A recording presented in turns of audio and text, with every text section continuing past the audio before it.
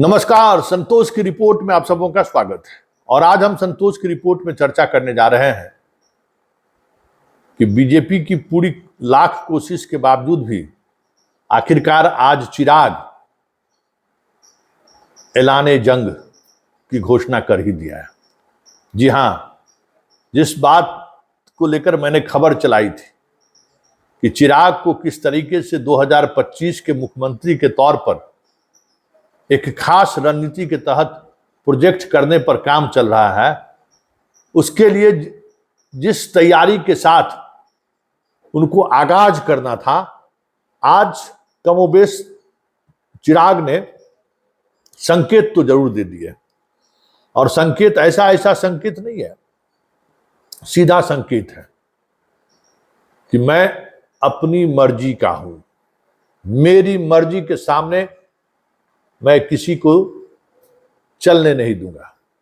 अभी बात हुई भी नहीं है कौन कहां किस सीट से लड़ेगा, किसके साथ कौन से गठबंधन में कहां से किसकी दावेदारी मजबूत है, ये बातें अभी शुरू भी नहीं हुई है कि चिराग ने आज बेगूसराय के मटिहानी की धरती से सिर्फ चुनाव लड़ने की ही घोषणा नहीं की, उसने उम्मीदवारों की भी घोषणा कर दी। जी हां, 2020 के चुनाव में मात्र एक विधानसभा चुनाव मटिहानी से लोजपा चुनाव जीती थी।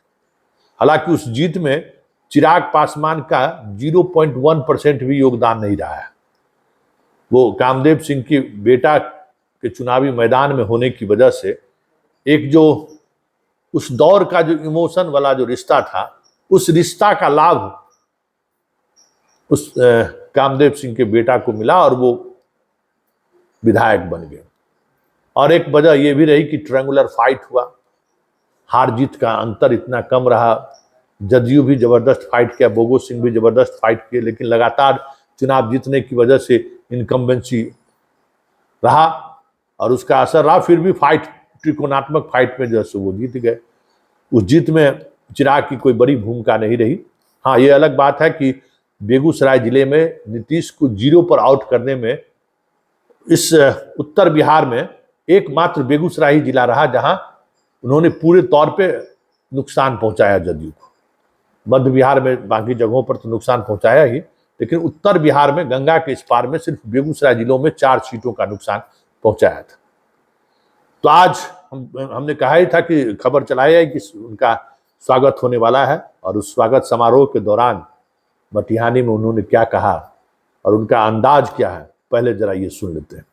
मुझे याद है 2020 का बिहार विधानसभा में वो चुनाव जब किसी कारणवश हम लोगों को अकेले चुनाव लड़ना पड़ा था। उस वक्त चुनाव के दौरान मेरे नेता, मेरे पिता आदरणीय रामविलास पासवान जी का भी निधन हुआ था।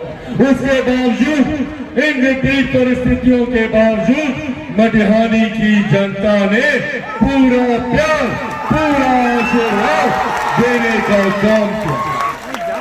आप लोगों ने उस वक्त बिहार फर्स्ट, बिहारी फर्स्ट को अपना पूरा समर्थन देने का काम किया। वो बात अलग है कि कुछ लोग अपनी व्यक्तिगत महत्वाकांक्षाओं के लिए उन्होंने ना हमारे नेता आदरणीय रामविलास पासवान जी के सिद्धांतों की चिंता की, ना इनके विचारों की परवाह की, और ना ही बिहार फर्स्ट, बिहारी फर्स्ट का किया गया वादा आप लोगों से पूरा करने का काम किया।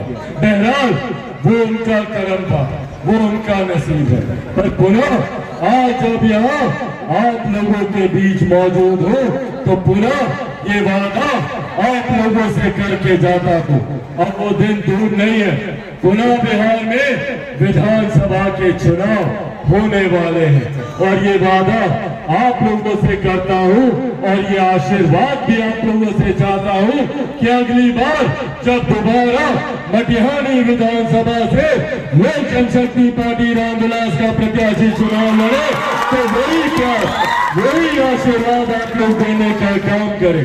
बदले में ये वादा आप लोगों से करके जाता हूँ। तो आपने सुन लिया क्या उनका अंदाज है और किस तरीके से वो अपनी बातों को रखा है। मतलब साफ है कि उसने ऐलाने जंग की घोषणा कर दी है। अब आप साथ रहें या ना रहें, आप साथ रखें या ना रखें, मैं अपनी मर्जी के अनुसार सीटों का चयन करूंगा और साथ साथ उम्मीदवार की भी घोषणा करते चलूंगा। मटिहानी का तो खेला हो गया, अब समस्तीपुर की बारी है। और कहा जा रहा है कि इस बार समस्तीपुर में वो रोसड़ा बीजेपी का है, इसलिए रोसड़ा को लेकर थोड़ा कह सकते हैं कि 19-20 का फासला हो सकता है कि वो बीजेपी का तो टच ना करे। लेकिन जदयू का जो सीट है कल्याणपुर, जहां से महेश्वर हजारी चुनाव जीतते आ रहे हैं, दावेदारी पता चल रहा है कि कल्याणपुर उससे ठोकने वाले हैं। और जल्द ही कल्याणपुर में चिराग की दूसरी बड़ी सभा होने वाली है। वहां भी कुछ सम्मान समारोह इसी तरीके से आयोजित किया जाएगा और उसी मंच से उम्मीदवार की भी घोषणा चिराग कर दे तो कोई बड़ी बात नहीं होगी, क्योंकि चिराग को इस तरीके की गतिविधियों से दूर रहने की नसीहत बीजेपी की तरफ से दी गई थी।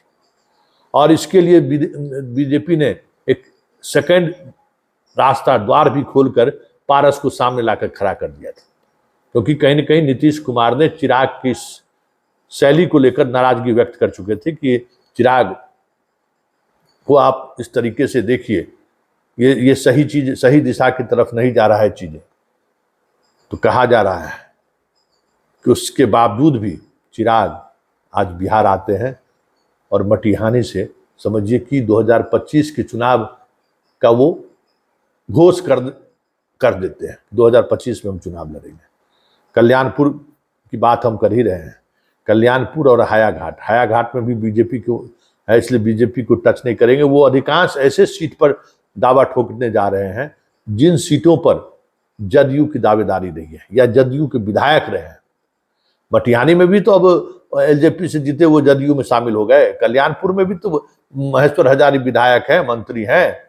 तो ये अब कोशिश हो रही है कि बात ऐसे न बिगड़े, जैसे जैसे जदयू का जो परंपरागत सीट है या जदयू जिस सीट पर दावेदारी पेश कर रहा है, वैसे सीट पर इसी तरीके से सम्मान समारोह आयोजित करके उम्मीदवार की घोषणा करते चल रहा है। अब इस घोषणा के बाद जदयू की क्या प्रतिक्रिया होती है ये तो देखने वाली बात होगी, लेकिन इतना तय हो गया कि म्यान में से तलवार निकल चुका है। और ये जो तलवार निकला है, उस तलवार के पीछे जो लोग हैं जो चाहते हैं कि बिहार में एक ऐसा फ्रंट बने जिस फ्रंट के सहारे नीतीश को निपटाया जा सके।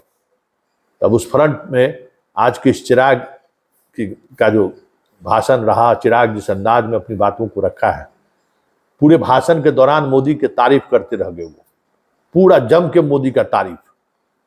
बस यही 1.5-2 मिनट का क्लिप है, जिस क्लिप के सहारे वो नीतीश पर निशाना साधे हैं। आज पटना पहुंचने के बाद लॉ एंड ऑर्डर पर भी उन्होंने खुलकर बोला है कि अधिकारियों को काम करना होगा, अधिकारियों को अपनी जिम्मेवारी लेनी होगी। हाल ही में देख लिए कि गटर ढकने की, पिताजी के शिलापट को गटर ढकने को लेकर किस तरीके की प्रतिक्रिया उसकी आई थी। क्या हमारे पार्टी के स्वाभिमान का बात है, ये हम बर्दाश्त करता ही नहीं कर सकते हैं। तब देखना ये होगा कि ऐसे कितने सीटें हैं जिन सीटों पर कहीं न कहीं चिराग दावेदारी पेश करेगा। क्योंकि देखिए खगड़िया में भी कुछ ऐसी सीटें हैं जिन सीटों पर वो दावेदारी पेश कर सकते हैं, और उस दावेदारी में जो खबरें आ रही हैं वो खबर अधिकांश ऐसी सीटें हैं जहां जदयू का कब्जा है। क्योंकि खगड़िया, समस्तीपुर, वैशाली, जमुई और हाजीपुर, जिन 5 कॉन्स्टिट्यूएंसी से ये चुनाव जीते हैं लोकसभा से, इनकी कोशिश होगी कि इन 5 कॉन्स्टिट्यूएंसी से कम 15 सीटें हमें मिले। और ये सारे 15 सीट ऐसे हैं जिस पर जदयू की दावेदारी है, मतलब जदयू के विधायक हैं, जहां ये कोशिश इन्होंने किया जदयू को हराने के लिए। जैसे कल्याणपुर में भी उन्होंने कोशिश की थी, लेकिन वो नहीं हरा पाए। रोसड़ा में भी एकमात्र बीजेपी के उम्मीदवार के खिलाफ रोसड़ा विधानसभा में ही उन्होंने उम्मीदवार उतारा था, तो कल्याणपुर में तो उनका नहीं सधा। कुशेश्वर स्थान है, वहां भी उसकी नजर है। कुशेश्वर स्थान समस्तीपुर लोकसभा क्षेत्र में है, तो कल्याणपुर और कुशेश्वर स्थान दोनों जदयू के कब्जे में है और दोनों पर कहीं न कहीं नजर गड़ाए हुए है चिराग। तो ये ऐसी कई ऐसी सीटें हैं जिन सीटों पर हमें लगता है कि चिराग उम्मीदवारों को इसी तरीके से घोषणा कर नीतीश को कुछ हार्ड कदम लेने पर मजबूर कर दे तो कोई बड़ी बात नहीं होगी, क्योंकि इस बार भी 2020 के नक्शा कदम पर चिराग चल चुके हैं। अब बताइए ना कि भाई कुशेश्वर स्थान लगातार जदयू जीत रही है, कल्याणपुर लगातार जदयू जीत रही है, मटिहानी जदयू लगातार जीतती आई है, और जो दूसरा जीता बोगो सिंह पहले विधायक थे, इस बार जो जीते वो भी जदयू में शामिल हो गए। तो मतलब जो जदयू का परंपरागत सीट रहा है उन सीटों पर अगर इस तरीके से दावेदारी होगी तो स्वाभाविक तौर पर कसमकस होगा, और इस कसमकस का असर 2025 के चुनाव में क्या पड़ेगा ये तो आने वाला वक्त बताएगा। गठबंधन में गठबंधन में चिराग रहते हैं कि नहीं रहते हैं, ये तो धीरे धीरे चीजें स्पष्टता के साथ सामने आनी शुरू हो जाएगी। लेकिन इतना तय है कि चिराग ने जो आज रुख अख्तियार किया है, ऐसे में वो गठबंधन से बाहर होने के हद तक भी चले जाए तो कोई बड़ी बात नहीं, क्योंकि लड़ाई अब नीतीश से आमने सामने होता हुआ दिख रहा है। क्योंकि इस तरीके से अगर वो चैलेंज करता है तब तो फिर नीतीश के लिए भी इस बुढ़े शेर को भी जो है सो म्यान से तलवार निकालना ही पड़ेगा। वैसे जो कह सकते हैं कि रामविलास पासवान के को जितने तरीके से नीतीश ने जवाब दिया, चाबी लेकर 2005 में घूम रहे थे, पूरी राजनीतिक करियर ही बिहार से उनका खत्म कर दिया। चिराग ने जो 2020 में दुस्साहस किया था, पार्टी गया, बंगला गया, सब कुछ तबाह कर दिया। लेकिन परिस्थिति ऐसी बनी कि लोकसभा चुनाव साथ लड़े, लेकिन लोकसभा चुनाव में भले ही चिराग ये कहे कि मेरा 100% रिजल्ट रहा है, लेकिन स्ट्राइक रेट रहा है, लेकिन उस स्ट्राइक रेट में नीतीश की कितनी भूमिका है ये बीजेपी भी समझती है, और जो इनके सांसद जीत कर आए हैं उनको भी ये समझ है। खैर, अब देखिए आगे आगे होता है क्या। ऐसे में ये तय मानिए कि जो चीज होने वाला है, अब चिराग वापस नहीं होगा। अब चिराग बुझे या जले, चिराग ने मिशन तय कर लिया है।